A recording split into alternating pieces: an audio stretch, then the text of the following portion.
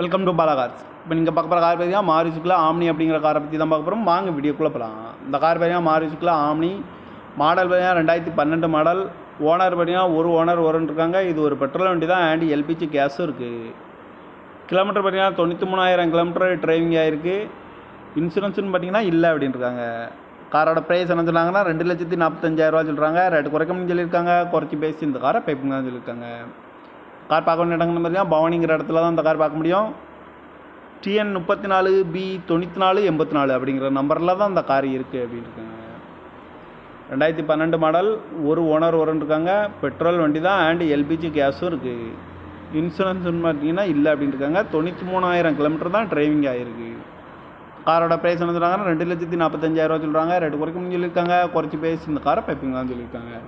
இந்த மாதிரி car வீடியோக்கெலாம் Bala car சேனலில் சப்ஸ்கிரைப் பண்ணிச்சுக்கோங்க. தேங்க்யூ ஃபார் வாட்சிங்.